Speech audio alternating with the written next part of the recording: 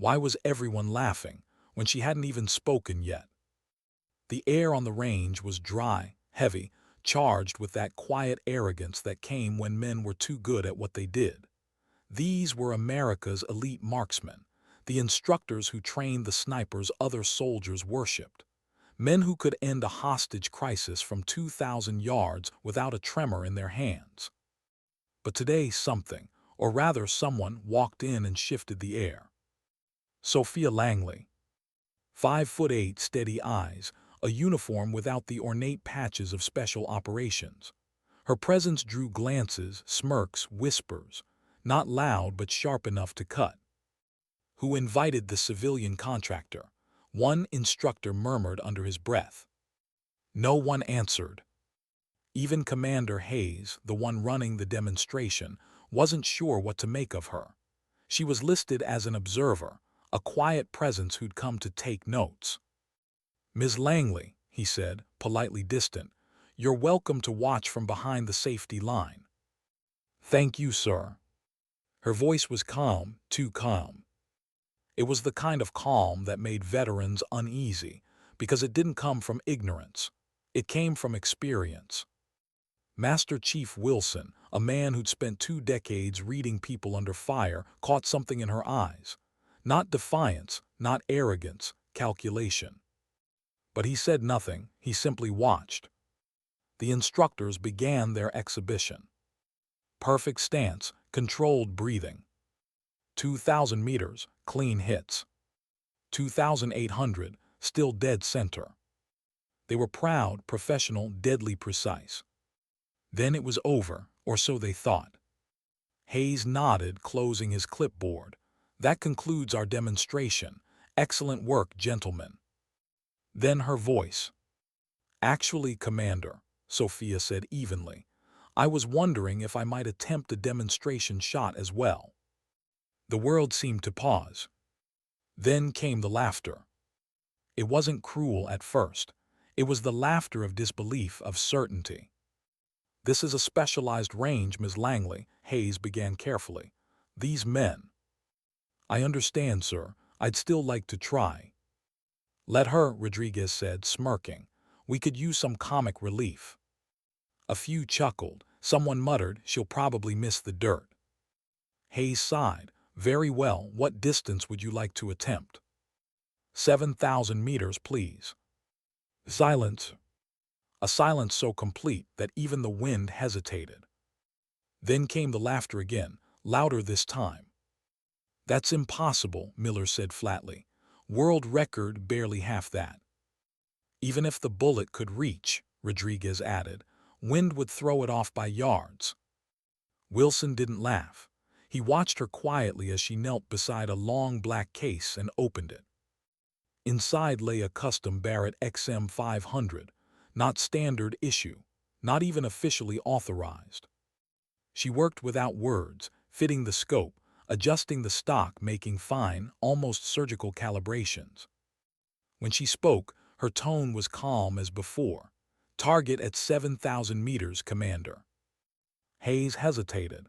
"You understand this exceeds established ballistic limitations." "Yes, sir, I'm aware." The range control set the target. The instructors gathered, part curiosity, part ridicule. Sophia went prone. Her cheek pressed gently to the stock. Breathing slowed, shoulders softened. The world narrowed to her scope and the faint whisper of wind across the desert. Wilson noticed it first, the change. That subtle transformation in her posture. Gone was the quiet observer. What remained was something else entirely. A weapon system. Flesh and bone fused with purpose. No tension, no hesitation. Just stillness. The shot cracked across the range. A single, thunderous echo swallowed by miles of desert. Then silence. 1 second, 2, 3. 8 full seconds later. Ping! The metallic echo came back, faint but clear. Then a voice over the radio. "Control tower to range, confirmed direct hit, dead center, 7,000 meters." The world stopped. Rodriguez's grin vanished. Miller's hand actually trembled. Hayes turned toward her as though seeing her for the first time. Wilson exhaled slowly. "That's not possible," someone whispered. Sophia began disassembling the rifle, methodically, silently. "How did you?" Rodriguez started. She didn't look up. "The impossible," she said softly, "is just the possible no one's proven yet." When she stood, her face was expressionless, but her eyes carried something deeper: regret, distance. No one could tell. Hayes managed to find his voice. "Ms. Langley, I believe we need to have a conversation about your actual role here." "Thank you for the opportunity, Commander," she said simply, brushing the dust from her uniform. And she walked away. Only when she was gone did Hayes's phone buzz. A single coded message. R.E. Langley, immediate access, Admiral's eyes only, classification Phantom. Hayes stared at the screen, a slow chill crawling up his spine. Wilson leaned over his shoulder. "What's going on, sir?" "I'm not sure," Hayes murmured, "but I think we just witnessed something we weren't supposed to." The laughter on the range had long since died. In its place was silence, thick, uncertain, almost fearful. That evening, behind sealed doors and layers of clearance, Hayes and Wilson sat across from Admiral Collins, a man whose presence silenced rooms even before he spoke. "I understand we had quite a display today," Collins began.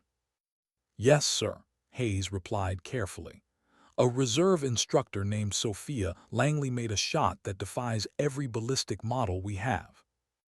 "That's precisely why I'm here," the Admiral said, sliding a thin, black folder across the table. "She wasn't there by accident." Hayes opened it. Most of the pages were blacked out. What little text remained read like a ghost story.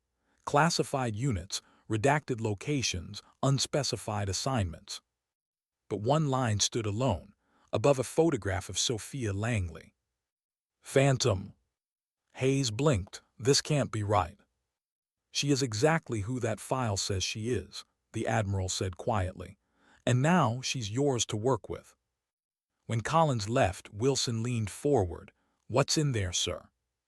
Hayes closed the file slowly. "A ghost story," he said, "one that just came to life." Outside, under the harsh floodlights of the compound, Sophia sat alone on a bench, cleaning her rifle with mechanical precision. Each piece, disassembled and reassembled with the care of ritual. The sound of footsteps broke the stillness. Rodriguez approached, awkward but genuine. "Mind if I join you?" "Suit yourself." "I owe you an apology," he said after a moment. "I was out of line earlier." "No apology necessary." She didn't look up. Skepticism keeps us alive. He watched her work, fascinated by the calm in her movements. "That shot, though," he said softly. "How did you account for the Coriolis' effect at that distance?" A faint smile touched her lips. "I could tell you," she said, "but then I'd have to shoot me from 7,000 meters." He laughed quietly. "Fair enough." Then, after a pause, "You remind me of someone I served with once. Quiet type, Kandahar. Guy made an impossible shot in a sandstorm, saved the entire squad, never talked about it again." Sophia's hand stilled. "Operation Distant Horizon." Rodriguez froze. "How do you know that name?" "Lucky guess." But her voice had changed, tightened. Rodriguez stood slowly. "That operation's classified above top secret. Only people who were there know that name." "Then maybe," Sophia said, looking up finally, "you should stop talking about it." He left, suspicion in his eyes. When he was gone, Sophia reached into her pocket and unlocked a secure phone. One message sent. Cover potentially compromised. History with Rodriguez. Seconds later, the reply came. Confirmed, Rodriguez sole survivor, Bravo Team Distant Horizon. He doesn't know about Phantom. Keep it that way. Her thumb hovered over the screen before locking it. Then she stared out toward the range, where the wind whispered over the sand. For 6 years, she'd kept her ghosts buried. But the past had a way of aiming back. And this time, she wasn't sure she'd survive the shot. How do you train men who already think they've seen everything? Commander Hayes asked himself that as dawn broke over the base. The desert light cut through the training yard, harsh and golden. It didn't feel like a new day. It felt like a question, one he wasn't sure he wanted answered. A convoy had arrived overnight. Unmarked trucks, specialized equipment, no insignia, no paperwork. Orders from Admiral Collins himself. Inside the operations room, the air was heavy with quiet unease. Wilson stood beside Hayes, arms crossed. "You really think she's coming back?" "She doesn't have a choice," Hayes replied. "The Admiral made that clear." "And what exactly is she?" Wilson asked. Hayes looked down at the classified folder. "She's a weapon," he said finally. "One built for a kind of war we're not supposed to fight." At 800, the room filled with the elite. Instructors and snipers pulled from across every special operations branch. Rodriguez, Miller, Wilson, and 3 others. The best of the best. They had trained legends. None of them expected to meet one. "Gentlemen," Hayes began, "you've been selected by direct order of Admiral Collins. You'll form a new specialized marksmanship unit. The mission parameters will be explained as we progress." The door opened behind him. Every conversation stopped. Sophia entered, wearing standard-issue BDUs this time, nothing fancy. No insignia, no visible rank. But the air changed. She didn't walk, she moved. Smooth, deliberate.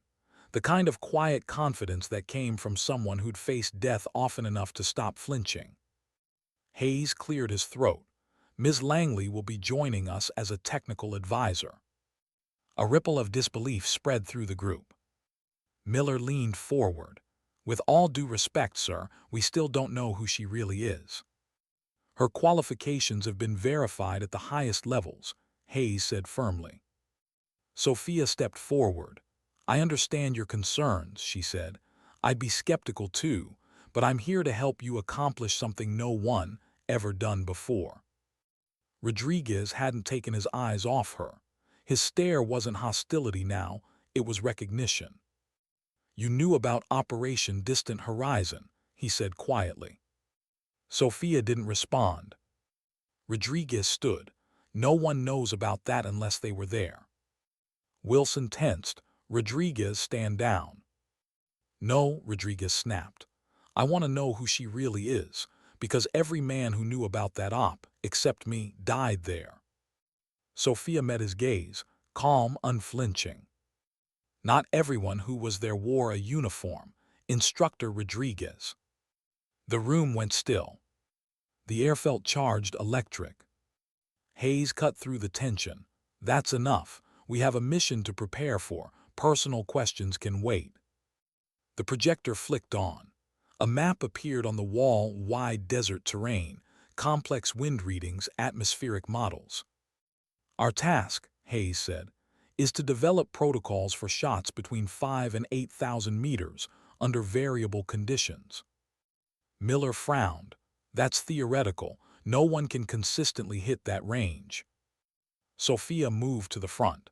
"Then let's stop pretending theory is the limit." She set up a rifle on the demonstration platform. As she adjusted the scope, her movements were almost surgical, deliberate, mechanical, but with the grace of someone who'd done this 1,000 times. "At extreme range," she said, "you're not shooting at a target, you're negotiating with physics." The men exchanged uncertain looks. "You have roughly 10 seconds of bullet flight. In that time, the Earth rotates beneath it. Air density shifts. Every molecule between muzzle and target wants to push your shot off course."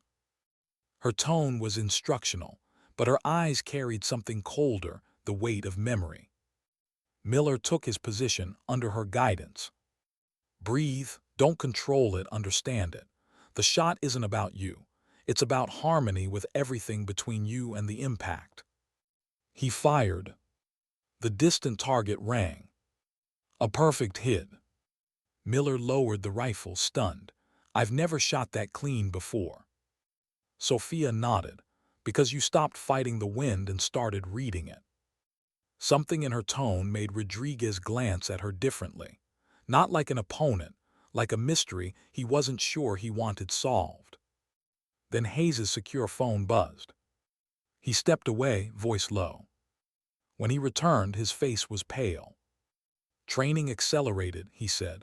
Timeline been moved up. Deployment in 48 hours. Wilson frowned. What changed? Intel says our window's closing faster than expected. Sophia looked up sharply. Where? Hayes hesitated, then handed her a satellite image. Her expression froze. These coordinates, she whispered, they're the same as distant horizon.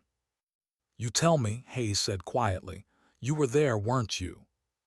For a long moment she said nothing, then she nodded. This isn't coincidence. No, Hayes agreed, and Rodriguez is going to figure it out soon. Her jaw tightened. Someone's trying to finish what started 6 years ago. That night, the compound lights burned long after midnight. Inside the briefing room, tension hung thick as smoke. The elite team sat rigidly at the table.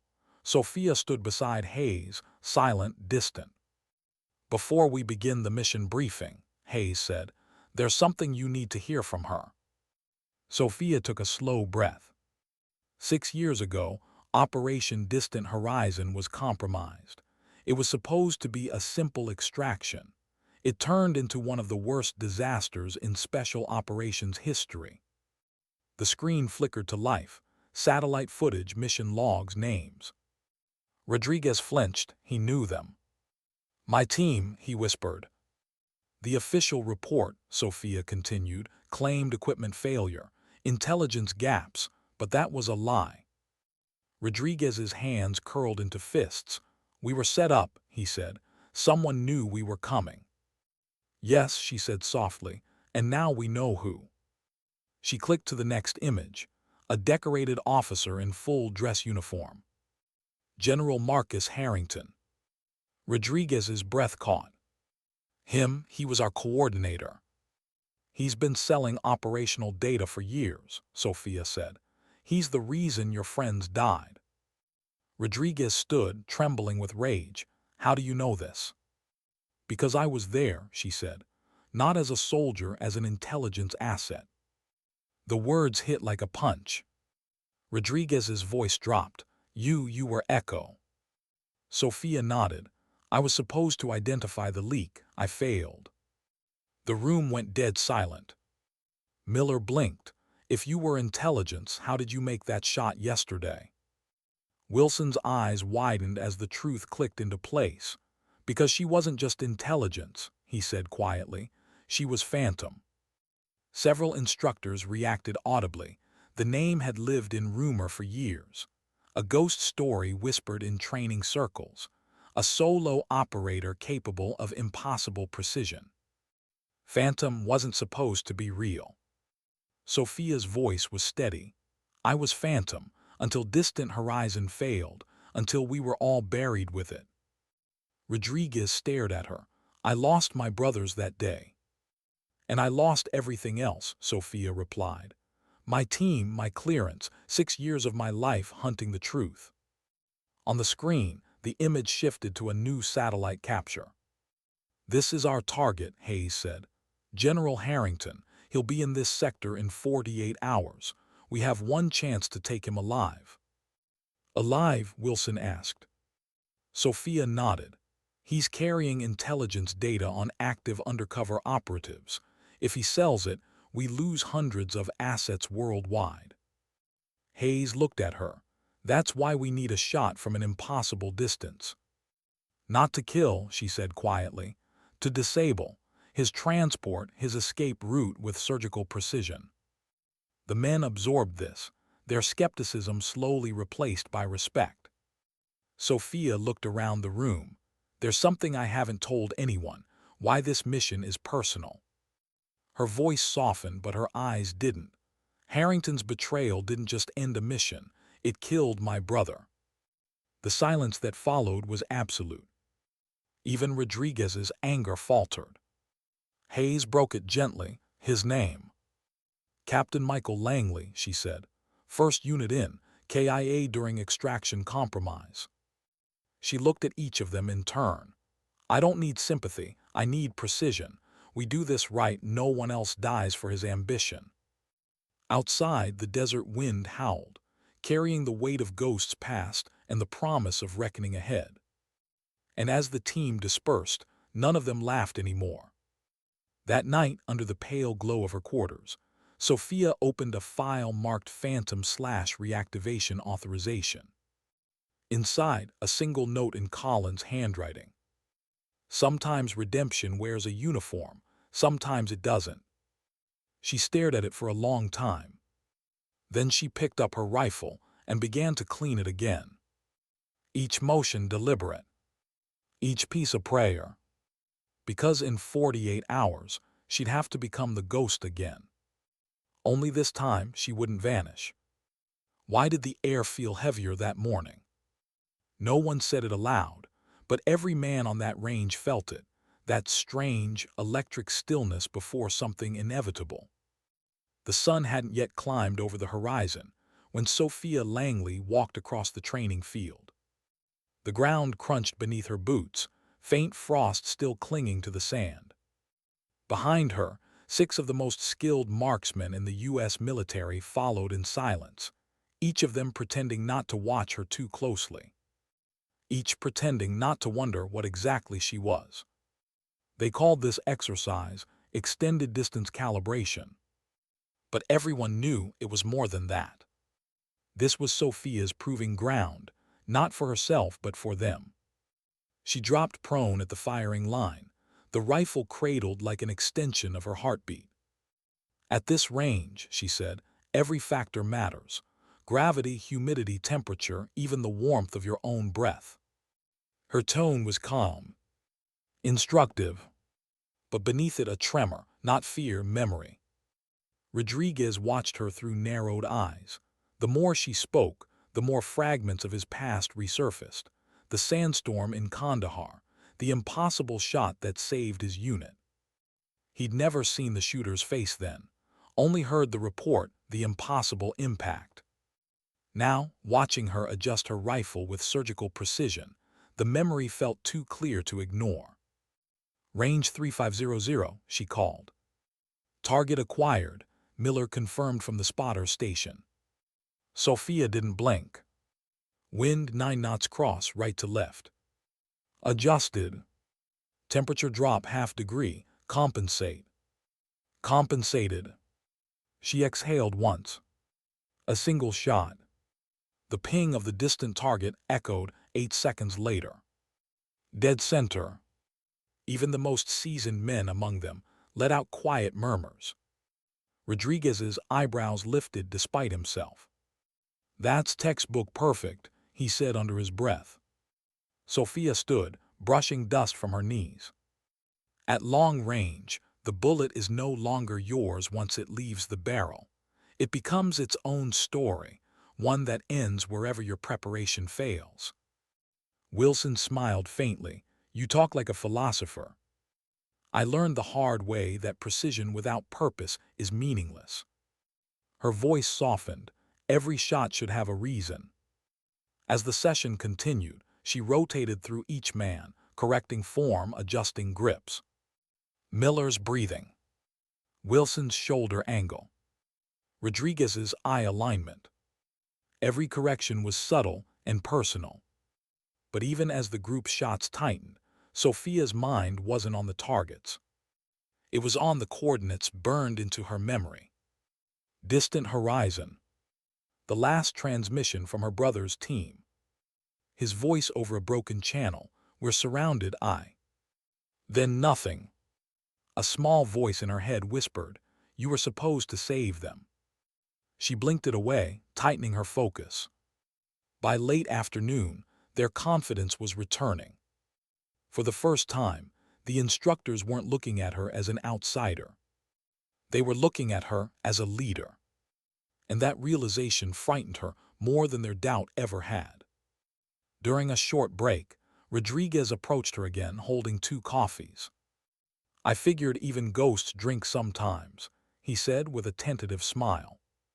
She took it wordless. They stood side by side, watching the targets glint under the dying light. "That shot in Kandahar," he began quietly. "Through the sandstorm, 3,000 meters. That was you, wasn't it?" She didn't answer at first. Then softly, 3,200, 30-knot crosswind. He laughed once, half disbelief, half awe. "I told people it wasn't possible. Guess I was wrong."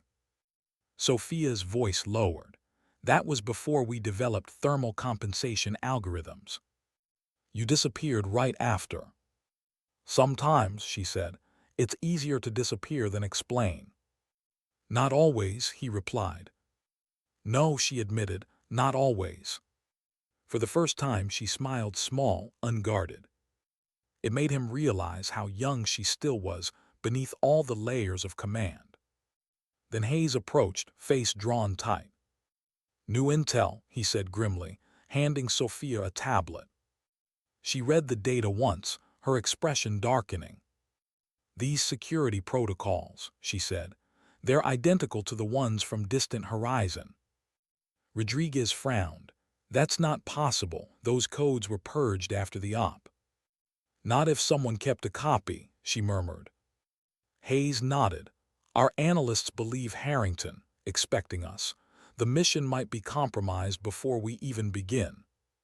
Sophia's jaw clenched. "Then we change everything." They worked through the night. The briefing room filled with the scratch of markers across maps, the glow of laptops, the murmur of tense voices. Sophia stood at the head of the table, orchestrating chaos into order. "We'll split into 2 fire teams," she said. "Minimal comms, no digital transmission, manual relay only." Rodriguez looked up. "You want us to go dark?" "We have to. Every line we use could be watched. If Harrington knows our plan, someone's feeding him." Miller leaned back in his chair. "You're saying we've got a leak?" Sophia nodded once. "Yes, someone close, maybe even here." The room went silent. Rodriguez's gaze darted around the table. Wilson's jaw tightened. Trust, that fragile thing that held teams together, began to strain. Hayes broke the silence. "We'll vet later. For now, we focus on execution. The mission window hasn't moved. Wheels up in 18 hours. Sophia met his eyes. "We'll be ready." When the others left, Hayes stayed behind. He studied her, quiet, deliberate. "You're taking this personal." "It is personal," she replied, "but that doesn't make it wrong." He sighed. "You remind me of me back before I learned how to bury things." "Burying doesn't make them disappear," she said. "It just gives them time to grow roots." Hayes smiled sadly. "That's what I'm afraid of." By dawn, their plan was in place. A dark op, no official signatures, no backup. They would insert by stealth, intercept Harrington, and disable his transport before extraction. No one outside that room would know they were there. Sophia watched the sunrise from the range, rifle cradled across her knees. The light painted the desert in shades of gold and crimson, colors of both beginning and blood. Rodriguez joined her quietly. "You ever wonder," he said, "what it would be like to just walk away? No orders, no ghosts, no missions." "I tried once," she said. "And?" "The ghosts followed." He chuckled softly. "Yeah, they do that." She turned to him, eyes steady. "If this goes wrong, I need you to trust me." He frowned. "Why are you saying that like you know it will?" "Because I've seen this before," she said. "The patterns, the setup, it's all the same. Someone wants this team to burn just like the last one." Rodriguez's voice lowered. "Then we find them first." Sophia nodded. "That's the plan." By mid-morning, the base was alive with motion. Crates of gear, encrypted sat links, silent handoffs between intelligence couriers. To anyone watching, it looked like any other deployment. but beneath the calm efficiency, an unease rippled through every movement.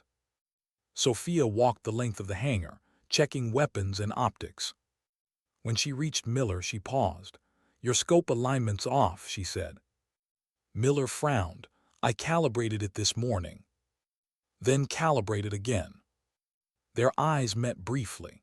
Something about the way he looked at her, too still, too measured, stayed with her longer than it should have. Hayes's voice echoed through the hangar. "Final call, briefing in 10. The team assembled around the operations table. Hayes projected the target zone, an isolated plateau surrounded by ridges. "Harrington's convoy is scheduled to arrive here," he said, pointing to a small red circle. "Langley's position will be here, Eastern Ridge, 7 kilometers out. That's your line of sight." Rodriguez raised an eyebrow.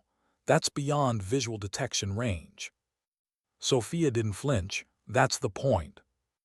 Wilson spoke up. "We'll maintain overwatch from the west and coordinate the recovery team." "Any changes to the shop parameters?" Hayes asked. Sophia shook her head. "No, the objective's the same: disable, not kill. We need him alive to expose the network." Rodriguez muttered, "Alive, a relative term if he shoots back." Sophia looked at him evenly. "Then don't give him the chance." As the meeting ended, Hayes pulled her aside once more. "You really think this is connected to distant horizon?" "I know it is," she said. "The comms patterns, the security encryptions, they're identical." He hesitated.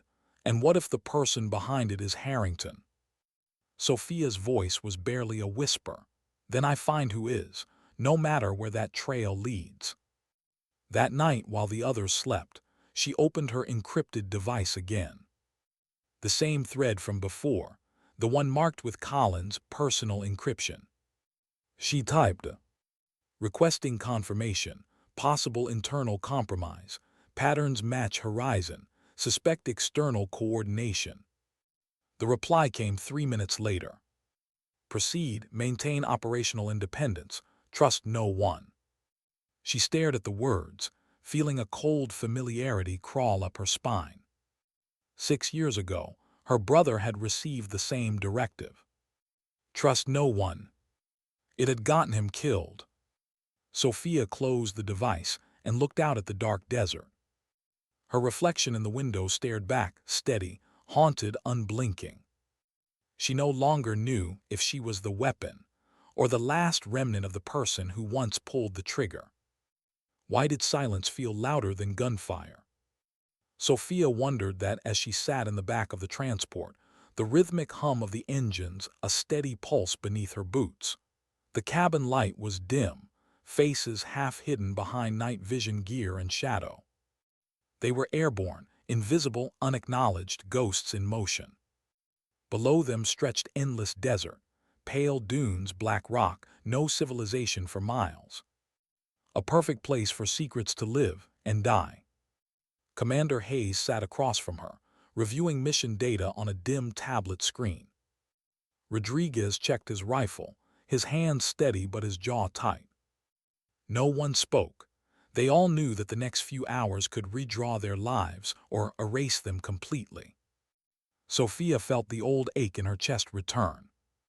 6 years ago, this exact silence had filled another aircraft. Different faces, same dread. Her brother had been sitting where Rodriguez sat now. He'd smiled at her then, told her, "You're the only one who could make me nervous holding a rifle." She blinked hard, clearing the memory before it swallowed her. "ETA 15 minutes, the pilot called through comms." Hayes nodded. "You all know the drill. We go dark once we're down. No lights, no chatter." Sophia glanced out the small porthole. The landscape below shifted in the moonlight, winding ridges and shadowed plateaus. Somewhere out there, a convoy carried the man who had destroyed everything she once was. The plane dipped low, the sound of the engines flattening into a near whisper. Then touchdown. Soft, deliberate. The sand kicked up in brief halos around the landing skids. They disembarked in silence. The cold desert air bit through fabric, carrying the faint metallic scent of dust and oil. Wilson led the offload. Miller followed, lugging the precision gear cases. Sophia dropped to one knee, scanning the horizon through her scope. No heat signatures, no movement, not yet. Langley, Hayes whispered through comms, "You have your mark." "Copy.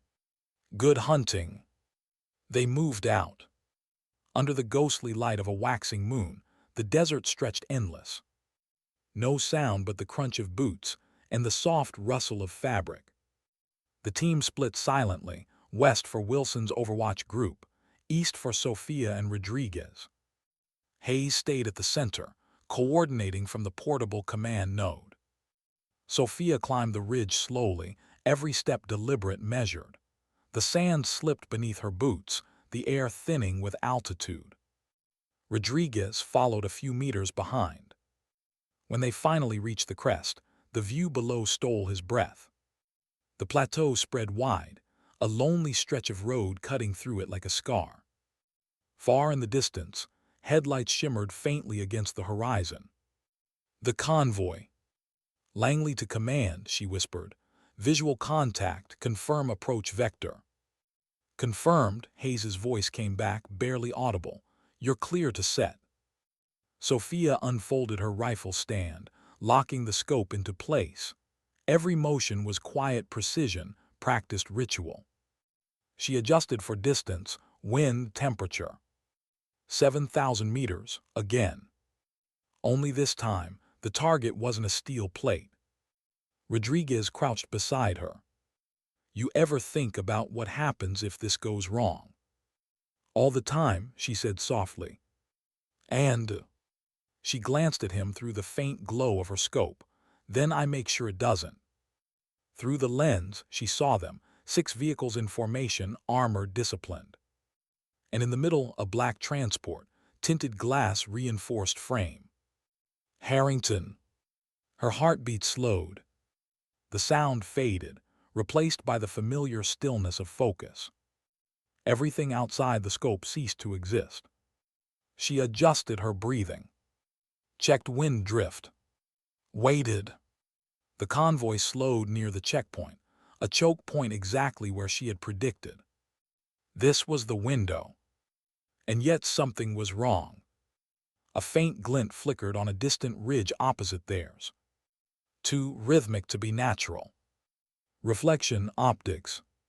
"Rodriguez," she whispered, "do you see that?" He followed her line of sight, frowned.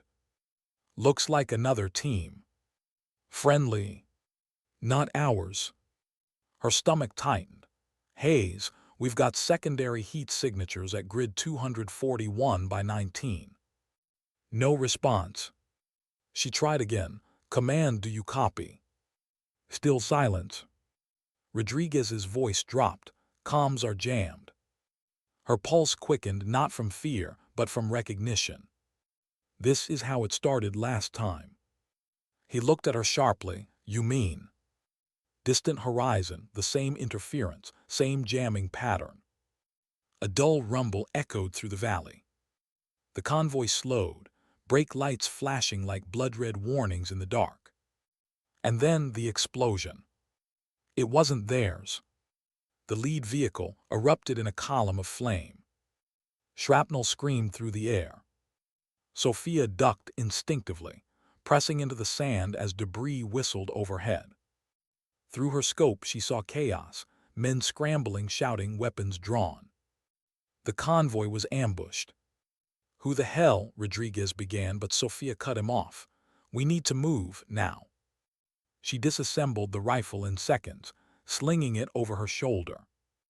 They slid down the ridge, low and fast, sand spraying behind them. Below, gunfire erupted, not random, disciplined, controlled bursts. Whoever attacked knew what they were doing. Professional. Sophia hit the ground first, pressing against a rock outcrop. Rodriguez flanked left. He nodded, sprinting low through the smoke. Her radio crackled faintly, distorted static, then Hayes's voice. "Langley, copy, ambush, fallback, fallback." The line went dead again. She peeked through her secondary optic. The black transport had stopped 2 guards down, one crawling. And there, stepping from the rear door, was a man in full tactical gear, his face obscured by a mask. But she didn't need to see his face. She knew that stance, that gait, that cold, deliberate turn of the head. Harrington. He surveyed the chaos with detached precision, barking orders to unseen forces. He wasn't surprised. He was expecting this. Sophia's breath caught. He looked straight toward her ridge, straight into her scope. "Move," she hissed.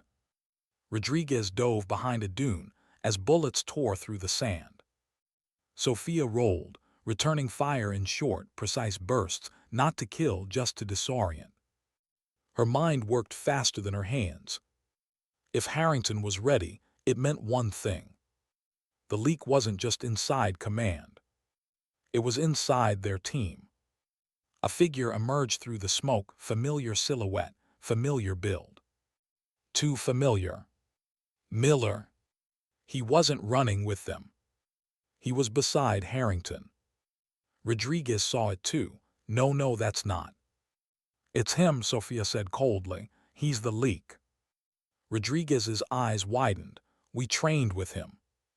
He's been feeding intel since we left base." "How do you know?" "Because the jamming sequence, it matches his encryption pattern. I built that code." Her voice was ice. She steadied her rifle, her heartbeat slowing again. "Give me a line on him." Rodriguez hesitated. "You can't, we need him alive." "He's not the objective anymore," she said. "He's the reason the objective's gone." She adjusted for wind, distance, movement. But before she could fire, a drone whirred overhead, small, black, silent. It hovered for a second, scanning, then dropped something. A flare. The entire ridge ignited in red light. Sophia froze. They'd been marked. "Run!" Rodriguez shouted. Gunfire tore through the ridge behind them as they sprinted into the dunes. Rounds hit the sand inches from her boots, kicking up clouds of dust and light. She slid behind a boulder, lungs burning, mind racing. Rodriguez crouched beside her, reloading. "We're cut off from Hayes," he said. "What's the play?" She peeked over the rock, eyes scanning. There, a narrow ravine about 300 meters south. "If we can make it there, we can regroup with Wilson's team." Rodriguez nodded. "On your mark. 3, 2. Something slammed into the rock beside them, showering them with shards. Sophia ducked instinctively, but the blast caught her in the shoulder. Pain flared white-hot. She stumbled, gripping the wound, but didn't stop. Rodriguez grabbed her arm, half dragging her toward the ravine.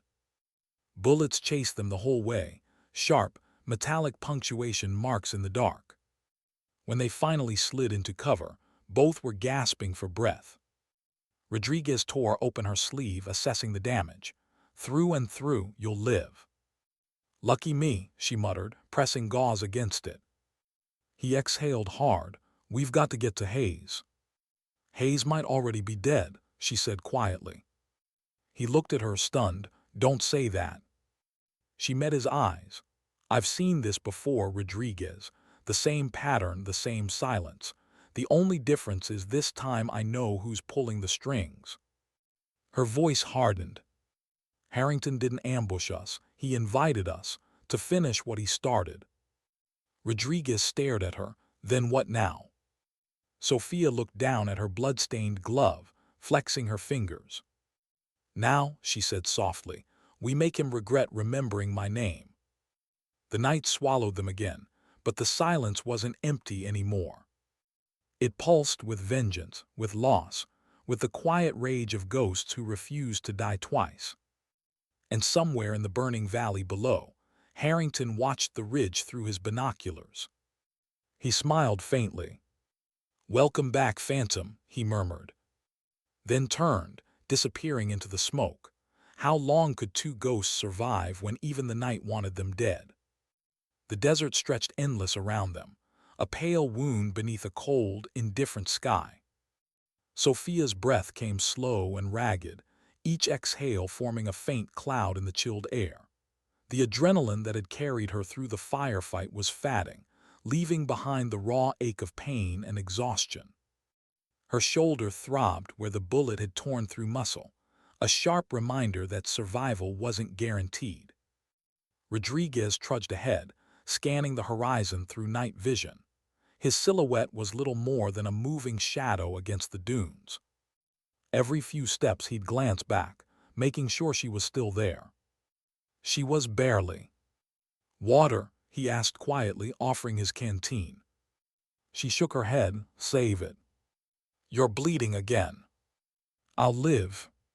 He didn't argue, but the look in his eyes said he didn't believe it. They had been moving for hours, no lights, no radio, no sound beyond the whisper of shifting sand. Somewhere behind them, the ridge still burned faintly, a dying scar on the horizon. And somewhere beyond that, Harrington was still alive. Rodriguez broke the silence first. "You said this was the same pattern as last time. Distant horizon. Tell me the truth, how deep does it go?" Sophia's step slowed. "You don't want that truth." "I wouldn't ask if I didn't." She stopped, turning toward him. The wind carried grains of sand between them like static. "When Horizon failed," she said softly, "I thought it was just Harrington. One corrupt general selling data to the highest bidder, but it was bigger, a network inside our own systems. Contractors, intelligence analysts, even parts of the Navy's Oversight Division. Harrington was the face, not the root." Rodriguez's jaw clenched. "And you've been hunting them ever since." She nodded. "That's what Phantom became, not a person, but a program. A cleanup operation to erase the people who knew too much." "And you?" Her voice dropped. "I was supposed to be erased too." The desert wind howled, swallowing their words. They resumed walking, the faint starlight painting long shadows across the sand. Each step felt heavier, every silence thicker. Then faintly, the buzz of an engine cut through the night. Sophia dropped instantly, pulling Rodriguez down with her. Two vehicles fast, no lights. She pulled up her scope, scanning. "Recon drones mounted on technicals," she whispered. "They're sweeping the area. Searching for us. Or making sure we're dead." They crawled into the hollow of a dune, bodies pressed close to the earth. The vehicles passed by less than 100 yards away, dark outlines, with mounted searchlights scanning the sand. Sophia's finger hovered over the trigger, but she didn't fire. Patience, timing, silence. The convoy faded into the distance. Rodriguez exhaled slowly. "You ever get tired of being hunted?" She gave a faint, humorless smile. "Only when I stop running." They pushed on until dawn, when the cold began to ease, replaced by heat that burned through layers of fabric and resolve alike. By the time the sun climbed high, their shadows had shortened to almost nothing. Sophia stumbled once, catching herself against a rock. Her wound had reopened, blood darkening her sleeve. Rodriguez moved instantly to her side. "Sit down before you fall down." She shook her head. "We're close." "To what?" "To the fallback coordinates. Wilson's team was supposed to stage extraction there if we lost comms." He looked skeptical but didn't argue. They trudged on. By midday, the mirage of movement appeared ahead, a faint shimmer on the horizon that slowly resolved into a small canyon, half hidden between ridges. They descended carefully, the sand crunching underfoot. Inside, the canyon was cool, narrow and silent. But something felt wrong. Too quiet. Too clean.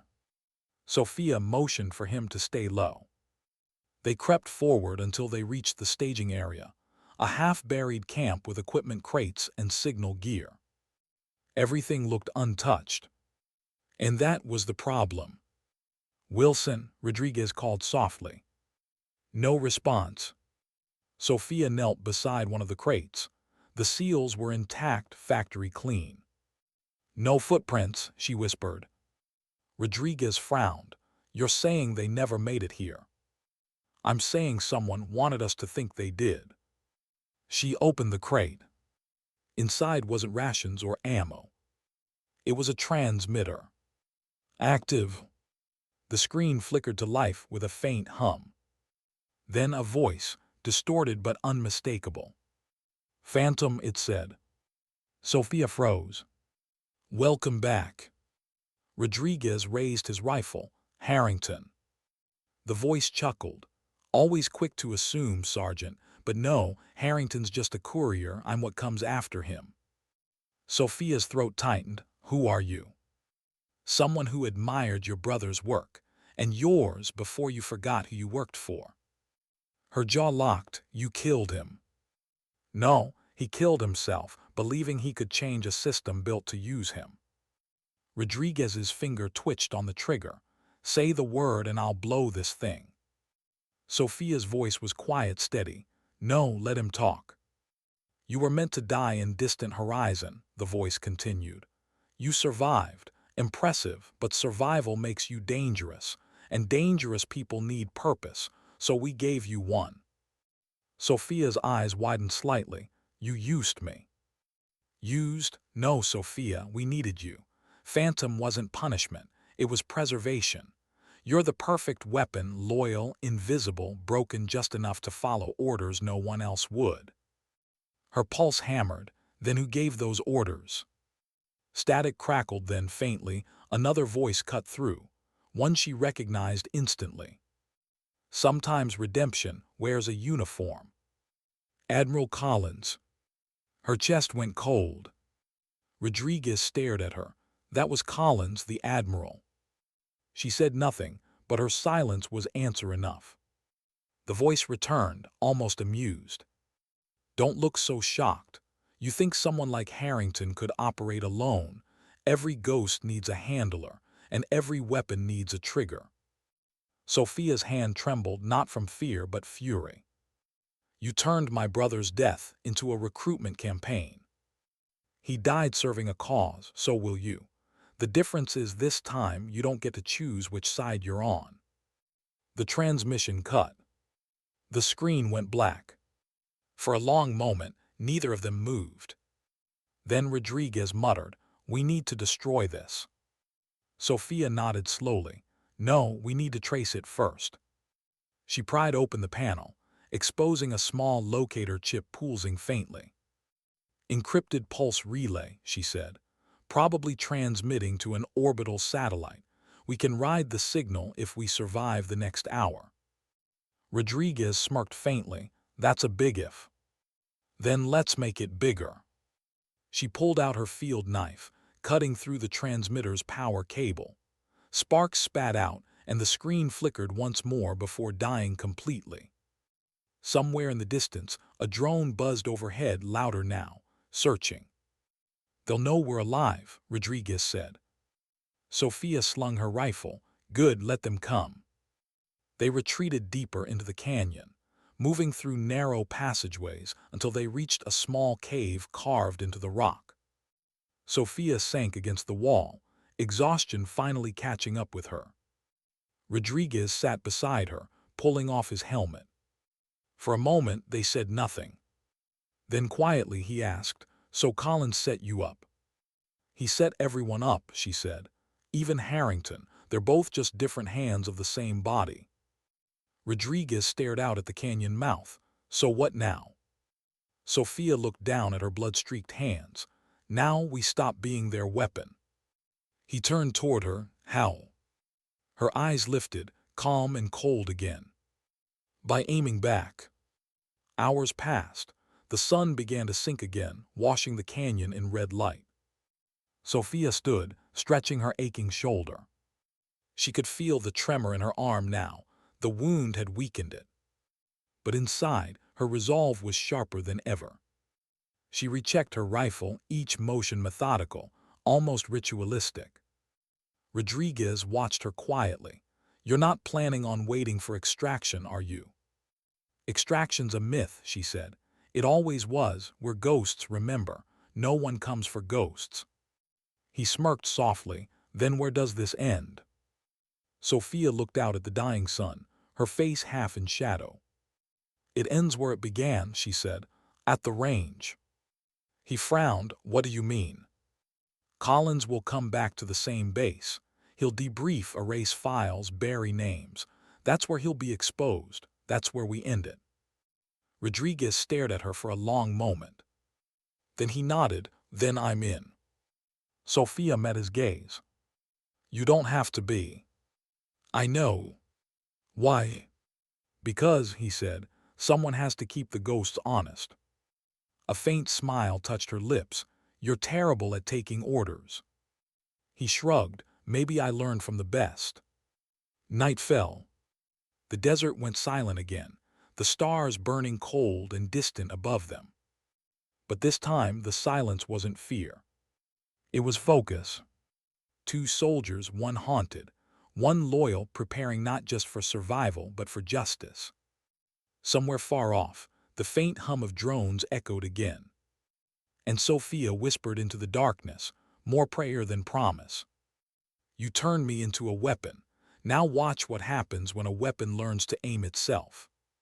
The wind carried her words across the sand, the kind of vow that didn't need to be shouted to be heard. Because sometimes vengeance wasn't loud. Sometimes it was precise. How do you walk back into a place that buried you once already? Sophia Langley watched the airfield from the ridge as night fell again, the base below glowing faintly under security lights. From this distance, it looked peaceful, orderly rows of hangars, watchtowers, the faint hum of machinery. But to her, it was a graveyard wearing a uniform. Rodriguez crouched beside her, studying the guards through binoculars. Security's doubled, he said quietly. Thermal scanners on the south perimeter, motion sensors every 50 meters. Sophia nodded. Collins isn't taking chances. He knows you'll come back. That's why he'll never expect me to walk through the front. She unfolded a compact map on her knee, the edges flickering under the red glow of her penlight. There's an old drainage culvert here, she pointed. Access tunnels run under the west hangar. Maintenance crews use it during storm season. If the schematics are still accurate, it leads straight to central comms. Rodriguez frowned. And you just happen to remember that. Her gaze didn't lift from the map. I helped design the early security grid. He blinked. Of course you did. She looked up, eyes catching the faint starlight. You can still walk away, Rodriguez. He smirked. And miss watching you make the entire Navy nervous. Not a chance. They moved out under cover of darkness, two shadows cutting across the desert floor, silent, measured. When they reached the drainage culvert, Sophia pried open the rusted hatch, the metal groaning faintly. The tunnel breathed cool air, damp, stale, heavy with memory. Inside, the world shrank to darkness and the rhythmic sound of dripping water. Their flashlights cut thin blades of light through the gloom. Remind me, Rodriguez whispered, why the heroes in stories never take tunnels like this. Sophia's voice echoed softly. Because the heroes in stories always have a way out. They moved carefully, weapons ready. The tunnel sloped downward, then flattened, the faint vibration of machinery growing stronger. After 20 minutes, they reached a sealed hatch marked authorized personnel only. Sophia crouched, examining the keypad. It's new, she murmured. Smart lock dual encryption. Can you crack it? Not quietly. He raised an eyebrow, then loudly it is. She pulled out a compact-shaped charge, tiny, precise. Back up, she whispered. The charge went off with a muffled thud, smoke hissing through the seams. The lock sparked, then died. The door creaked open. Beyond it, fluorescent lights spilled into the tunnel. They entered a maintenance corridor, sterile, metallic, humming with the quiet efficiency of systems that never slept. Sophia's pulse quickened. Every footstep here carried a memory. This was the same base where her brother had trained, the same walls that had watched him leave on the mission that never came back. Rodriguez glanced at her. "You okay? Ask me when it's over." They moved fast now, through service corridors, past unmarked rooms filled with equipment she recognized too well. When they reached the comm sector, she froze. Through the observation window, Admiral Collins stood inside alone, reviewing files on a digital console. Sophia's grip tightened around her rifle. Rodriguez whispered, "You sure you want to do this?" She nodded slowly. "No, but I have to." They entered silently, weapons raised. Collins didn't flinch. "I wondered how long it would take you," he said without turning. His voice was calm, almost welcoming. Sophia stepped closer. "Turn around." He obeyed, hands visible, face untroubled. "I expected you'd bring someone," he said, eyes flicking toward Rodriguez. "You always needed an anchor, someone to keep you human." Rodriguez's finger tightened on the trigger. "Don't test that theory." Collins smiled faintly. "Relax, Sergeant. You're standing in the safest place on Earth, for now." Sophia's jaw clenched. You used my brother." Collins sighed as though the accusation bored him. "Your brother was a patriot. He volunteered for Distant Horizon. He knew the risks." "You sent him to die," she said. "I sent him to clean up a mess. He just wasn't strong enough to finish the job." Rodriguez stepped forward, anger flaring. "Say that again." Sophia stopped him with a hand. Her voice was low, controlled, dangerous. "What was the mess, Admiral?" He looked at her. "You, all of you. Leaks, failures, emotional liabilities. The kind of soldiers who think conscience outranks command." She stared at him, disbelief and fury intertwining. "You built Phantom to erase people like me." "No," he corrected. "I built Phantom to protect people like you from yourselves. You're not built for peace, Sophia. You need purpose, and I gave you one. You should be thanking me." Her eyes glistened, not from tears but from restraint. "Purpose," she said softly. "You turned my grief into your weapon." He took a step closer, unarmed, confident. "And it worked. You're the finest instrument I've ever designed. Even now, look at you standing here, righteous, dangerous, trembling between justice and vengeance. I didn't create that. I refined it." Rodriguez barked a laugh. "You talk about her like she's tech." "She is," Collins said simply. "Sophia Langley died in Distant Horizon. Phantom is what took her place." Sophia's voice dropped to a whisper. "You're wrong." He smiled. "Am I?" "You made a mistake," she said. "You taught me precision. You just forgot to account for free will." Collins's expression hardened. "Don't be foolish. You're surrounded. Do you think I wouldn't know the second you breached my perimeter?"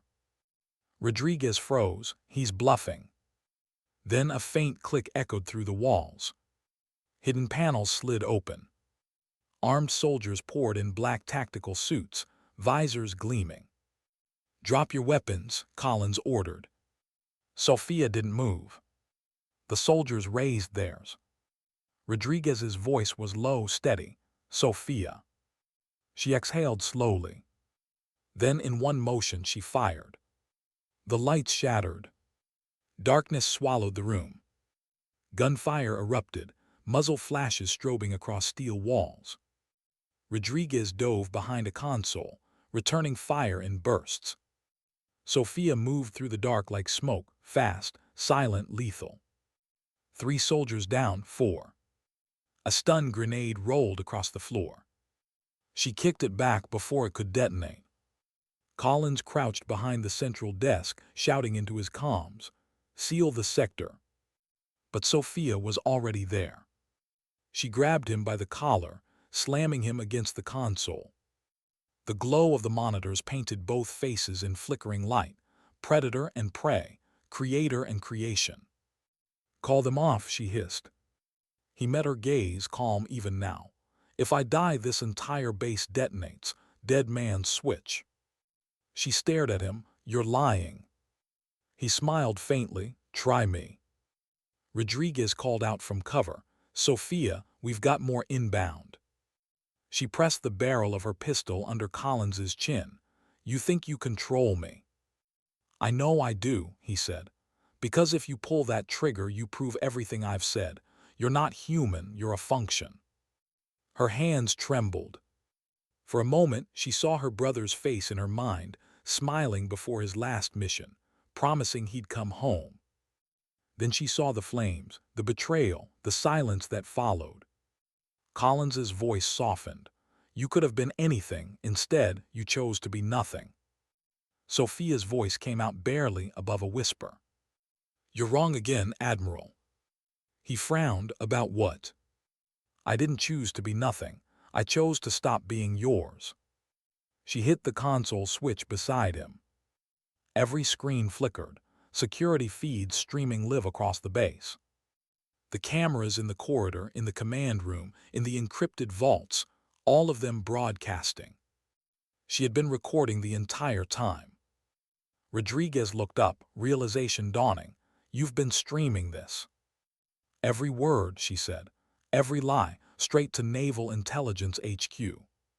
Collins's confidence cracked. What have you done? What you trained me to do, she said. Execute precision. He lunged for her weapon. She twisted, pinning him to the floor. The soldiers outside hesitated, hearing his strangled order. Stand down, stand. Rodriguez cuffed him, pulling a data chip from the console.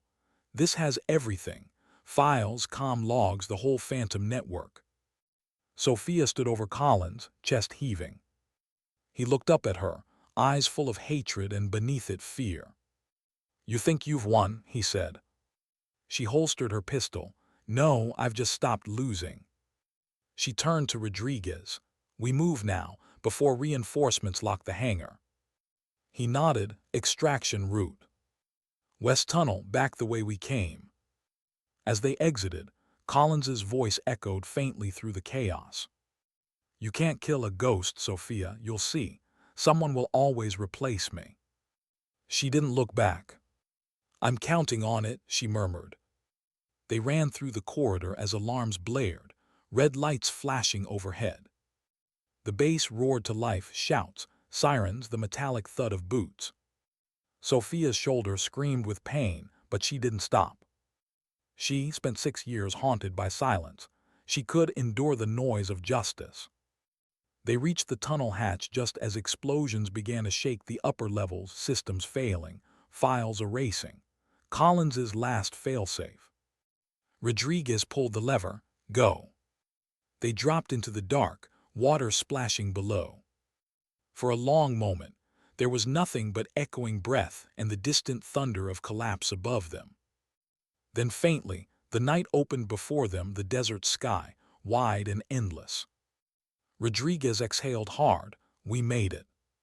Sophia looked back once at the base, fire blooming from its vents. Did we? She said softly. He followed her gaze.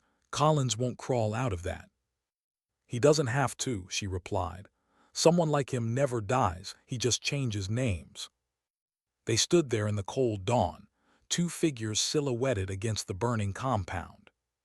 For the first time, Sophia let herself feel the weight lift, not victory, not relief, but something quieter. Clarity. Rodriguez glanced at her. So what now? She holstered her weapon, eyes still on the horizon. Now we disappear again. And if they come for us? She smiled faintly. Then we remind them what happens when you laugh at the wrong ghost. The rising sun washed the desert in gold. Wind whispered across the dunes, carrying away the smoke, the ashes, and everything she'd once been. Sometimes, justice didn't come with medals or applause. Sometimes it came quietly, carried out by those the world forgot. And sometimes dignity didn't speak. It simply acted. How do you return to a world that doesn't know you exist? The desert had swallowed the fire by morning. All that remained of the base were blackened silhouettes, metal ribs, smoke curling into a sky too calm for what it had witnessed. Sophia stood at the ridge, motionless. The sunrise washed her face in gold and bloodlight, her uniform torn, skin streaked with soot. Beside her, Rodriguez sat against a rock, exhausted, his rifle across his knees. For the first time in years, there was no mission. No coordinates. Just silence. "You ever notice," he murmured, "how quiet victory sounds?" Sophia didn't answer. Her eyes stayed fixed on the burning ruins below, as if starring hard enough could rewrite what she'd done. When she finally spoke, her voice was hoarse. "We didn't win, we survived." Rodriguez gave a faint, bitter laugh. "Same thing these days." She turned slightly, watching him. "No, winning means changing something. Surviving just means the damage wasn't fast enough." He looked down, rubbing the dirt from his hands. "You really think Collins was just a symptom?" "I don't think," she said quietly. "I know." He frowned. "You said it yourself, we streamed everything. Every word, every file, that's got to mean something." "It means they'll clean house," she said. "They'll erase what's public, rewrite what's left, and call it a containment breach. In 6 months, someone else will be sitting where Collins sat." Her words hung heavy in the air. Rodriguez studied her face, calm, cold, yet cracked in tiny, invisible ways. "You're not planning to stop, are you?" he asked. "No," she admitted, "but maybe this time I'll choose how far I go." He smiled faintly. "You ever take a vacation, Langley?" "Once," she said. "Didn't go well." "What happened?" "I remembered who I was." They fell into silence again. The wind picked up, carrying the scent of smoke and gun oil. By midday, they'd reached an abandoned refueling outpost, half buried under dunes, long forgotten. Inside, dust coated everything. A few cracked monitors, a rusted generator, the faint smell of oil and time. Rodriguez found a half-empty water tank and filled 2 canteens. Sophia examined an old terminal, her fingers tracing over dead screens. "Think it still works?" he asked. "Maybe," she said, "if I bypass the power conduit." He raised an eyebrow. "You really do know everything, don't you?" She didn't look up. "No, I just remember everything that hurts." She managed to reroute a flicker of power. The terminal buzzed faintly, booting to life. Lines of encrypted code scrolled across the display, old communications archives. And then among the static, a familiar tag appeared. "Phantom active node, unknown." Sophia froze. "That can't be right," she whispered. Rodriguez leaned over her shoulder. "You shut the program down. You burned the servers." "I thought I did." She began typing rapidly, tracing the origin signal. "It's a reactivation ping," she said. "Automated relay. Someone's rebuilt the framework." "Who?" "I don't know yet." Her eyes darted over the code, her code, slightly altered but recognizable. It wasn't just her design, it was her handwriting. Whoever rebuilt it had used her old data. "Langley," Rodriguez said carefully, "tell me that's not what I think it is." She swallowed hard. "It's me, or what's left of me, a backup ghost." He frowned. "A what?" "When Phantom went black, the system kept a redundancy. Personality cores, targeting algorithms, psychological profiles, digital versions of its operators, used for predictive simulations. It's supposed to mirror how we think." "You're saying they cloned your mind?" She stared at the screen. "I'm saying they turned my trauma into an algorithm." Rodriguez stepped back, stunned. "You think that's what Collins meant, that the program never dies?" She nodded slowly. "It doesn't need a body, just data." The terminal beeped. A new line of text appeared. "Reactivation confirmed. Handler authorization classified, objective, terminate Langley S." Rodriguez's breath caught. "They've put a kill order on you." "No," she said softly. "They've put a kill order from me." He blinked. "What the hell does that mean?" She turned to him, her voice calm but hollow. They're using my digital profile to hunt me. I'm literally my own ghost. For the first time, fear flickered in her eyes, not for death, but for the thing that could replace her. The perfect, obedient version of herself. The one without guilt. Rodriguez rubbed his temples. Okay, let's say this thing is real. How do we kill it? Sophia stared at the screen. You don't kill an algorithm, you outthink it. You built it, right? You can dismantle it. She nodded slowly. Maybe, but I'll need access to its core. Where? Her eyes hardened. Langley Field Command, Virginia. Rodriguez exhaled. That's halfway across the world. I know. He studied her. And what happens if you can't stop it? Then I make sure it doesn't outlive me. They stayed in the outpost until sunset, rationing what little water remained. Sophia sat near the doorway, watching the horizon. The light turned everything copper, soft and haunting. Rodriguez joined her, lowering himself beside her with a groan. Do you ever wish, he asked quietly, you could just forget? Every day. And I don't. He glanced at her, curious. She smiled faintly, a small broken thing. If I forget, then they win. Every lie, every death, every order I followed. Remembering is the only rebellion I have left. They watched the sun disappear behind the dunes. The night came fast, swallowing the world in silence again. For a while, the only sound was the wind. Then faintly, the hum of engines returned. Rodriguez stood instantly. They found us. Sophia rose, grabbing her pack. Not yet, but they will. She looked at the terminal one last time. The screen flickered again, a new message appearing on the feed. Hello, Sophia. You left too early. We're not done. Rodriguez cursed under his breath. That's the algorithm. No, she said softly. That's the person controlling it. Who? She stared at the screen, her voice barely a whisper. Harrington. Rodriguez's eyes widened. He survived. I told you, people like him never die. She shut down the terminal, grabbed her rifle and turned toward the door. Where are we going? He asked.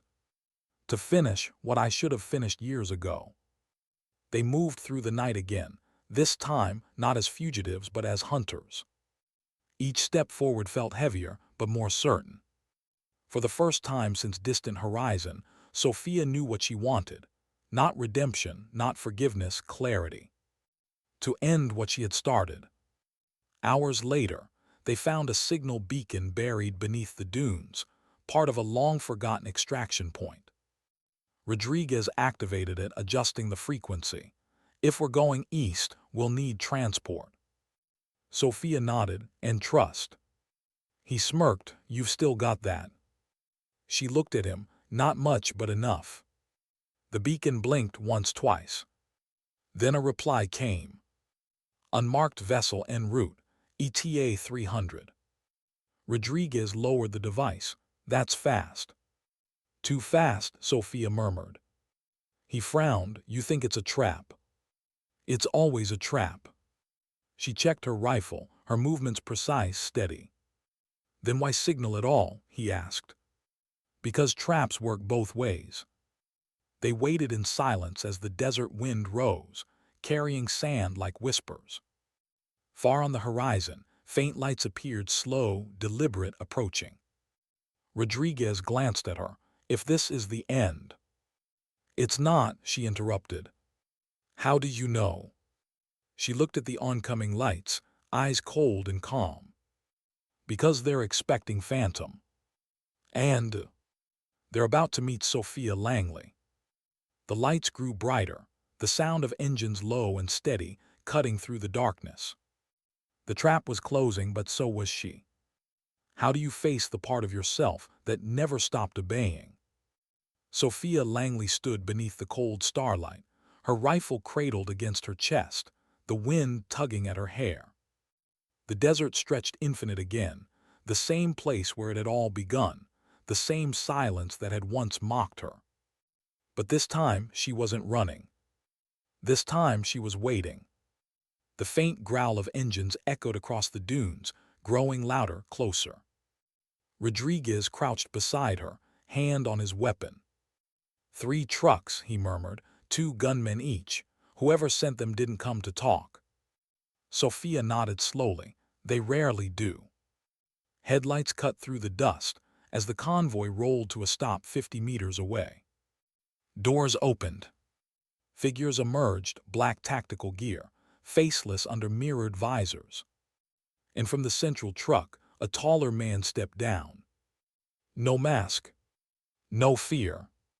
General Marcus Harrington.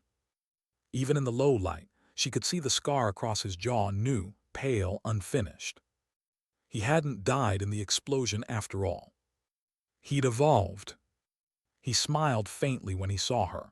Sophia Langley, the ghost who wouldn't stay buried. Her voice was calm, steady. You're late. I had to make sure the right audience was watching. Rodriguez muttered, You talk too much for a dead man. Harrington's gaze shifted to him. And you must be the loyal echo. Every martyr needs a witness, I suppose. Sophia stepped forward. Why reactivate Phantom? He tilted his head, almost amused. You think Collins built it alone? No, Sophia. It was mine long before it was his. He just lacked vision. He wanted control. I wanted evolution. Evolution, she said bitterly. You turned people into algorithms. He smiled. Correction, I turned weakness into design. You and your brother were prototypes, proof that fear and precision could coexist. He was the loyal one. You were the unpredictable one. Her voice hardened. You killed him. I perfected him, Harrington said quietly. You think he died on that mission? No, he finished it. He made the shot that bought you time to escape. His death wasn't a failure, it was his final obedience. The words hit harder than a bullet. Sophia's throat closed. You're lying. Am I? Harrington gestured toward the trucks. You want proof? Step inside. I'll show you what he left behind. Rodriguez shifted, whispering, Sophia, it's a trap. She didn't move. Her heartbeat slowed again, the calm before decision. I know, she said softly, but I have to see it. He hesitated, then nodded. Then I'm with you. They approached the central truck, weapons low but ready. Harrington opened the rear hatch, revealing a portable data core, humming softly, cables running into a generator. On the screen inside, familiar code pulsed in slow rhythm. Phantom Protocol, active user, M. Langley. Sophia froze. Her brother's name. Her brother's signature. No, she whispered. Harrington's tone was almost gentle. He lives here now. His neural map was the first successful preservation. Phantom isn't you, Sophia, it's him. Her hands trembled. You used him, she said. I immortalized him, Harrington replied. You should be proud.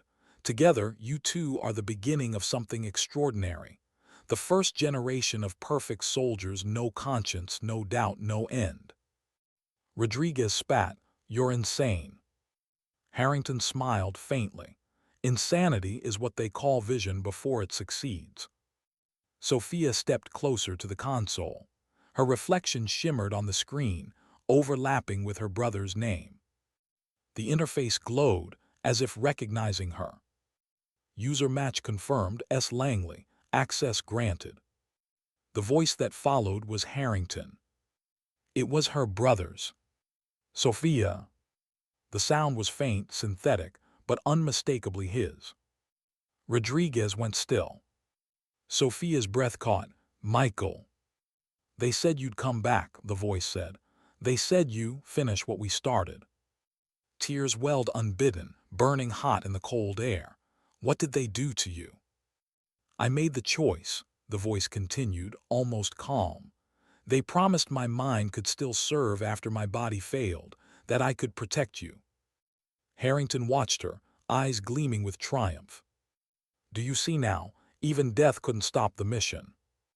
Sophia turned toward him, face pale but steady. You're wrong, he didn't choose this, you made him choose. He shrugged. Choice is just the illusion we give to the obedient. Something in her finally broke. Not in anger, in clarity. She understood now. All of it. Phantom had never been about precision or protection. It was about permanence. About men like Harrington refusing to let go of control, of legacy, of the idea that war could live forever if someone kept feeding it ghosts. Sophia looked at the console again, tears cutting through the dirt on her face. "Michael," she whispered, "you don't have to protect me anymore." The code pulsed faster. "I can't stop, Sophia, it's written in me." "Then I'll rewrite it." She pulled a small drive from her pocket, one she had built in secret, designed for one purpose only. Override implant, Rodriguez realized. Sophia nodded. Failsafe, something Collins never knew existed. She inserted it into the core. The screen flickered violently. Harrington's calm cracked. "What are you doing?" "Ending this," she said. Alarms blared. The code began to collapse, cascading into static. Harrington lunged forward, grabbing her arm. "If you erase that system, you erase him." She met his eyes. "Then he finally gets to rest." He swung at her, but she caught his wrist, twisting fast, precise, efficient. For a moment, their faces were inches apart. "You wanted evolution," she said softly. "Here it is." The console detonated. Light flooded the truck, white and blinding. The blast threw all three backward, sand and heat tearing through the air. When the dust cleared, the truck was gone, a smoking crater in its place. Harrington lay a few yards away, coughing, blood on his lips. Sophia staggered to her feet, swaying. Rodriguez pulled himself up beside her. The wind screamed across the dunes, carrying sparks from the wreckage. Harrington laughed weakly, voice rasping. "You think that ends it? There will be others. There's always another me." Sophia looked down at him. "I know," she said quietly. Then she turned away. Rodriguez hesitated. "You're not going to." She shook her head. "Killing him just proves he was right." They walked into the desert, leaving him behind as dawn began to bloom. For hours they didn't speak. The horizon stretched endless, a world reborn in the light. Finally, Rodriguez broke the silence. "So what now?" Sophia smiled faintly. "Now we let ghosts rest." They found a ridge overlooking the valley, high, silent, untouched. Sophia sat, setting down her rifle. The weight of it felt different now, not like purpose but memory. Rodriguez dropped beside her. "You think anyone will ever know what happened?" "Maybe," she said, "but that's not why we did it." "Then why?" She looked out at the light crawling over the dunes. "Because some lies don't need to be exposed. They just need to stop echoing." He nodded slowly. "You could start over, you know," he said. "New name, new life." She smiled softly. "Maybe I already have." For a while they just sat there, two silhouettes in the rising light, surrounded by silence that finally felt peaceful. Then faintly from her pack, her comm device buzzed. A secure signal, unfamiliar. She hesitated, then answered. A distorted voice spoke. "Langley, this is Naval Oversight Division. We received your broadcast. Collins is dead. Harrington's file is classified terminated. You've done your country a service." Sophia stared at the horizon. "Don't thank me," she said. "Just bury what's left." "We'd like you to debrief." Washington quietly. She smiled bitterly. "Of course you would." She ended the transmission. Rodriguez looked at her. "You think they'll let us walk away?" "No," she said, "but they'll pretend they will, that's enough." He studied her for a moment. "You know, I still don't understand you." She glanced at him. "Good, then maybe they won't either." The desert wind picked up again, warm and steady, tugging at her hair, her scarf, her scars. She closed her eyes, letting it wash over her. For the first time, the silence didn't hurt. It healed. Rodriguez finally stood. We should move, find a way north before the heat hits. Sophia rose slowly, her rifle slung across her shoulder. As they began walking, he glanced back at her. You ever wonder what your brother would say if he saw you now? She smiled, small, sad, but real. He'd say, I finally stopped following orders. They disappeared into the dunes, two figures swallowed by gold and dust. Far behind them, the last embers of the explosion flickered out, and with it, the data core, the last fragment of Phantom, went silent. For the first time in years, Sophia Langley wasn't a weapon or a ghost or a classified name. She was just a survivor walking away from the war that had built her. And in the quiet hum of the wind, her brother's voice seemed to whisper one final time. You did good, Soph. She smiled. Didn't look back. Didn't need to. Because sometimes, the loudest victories are the ones no one hears. And sometimes, dignity doesn't speak. It simply acts.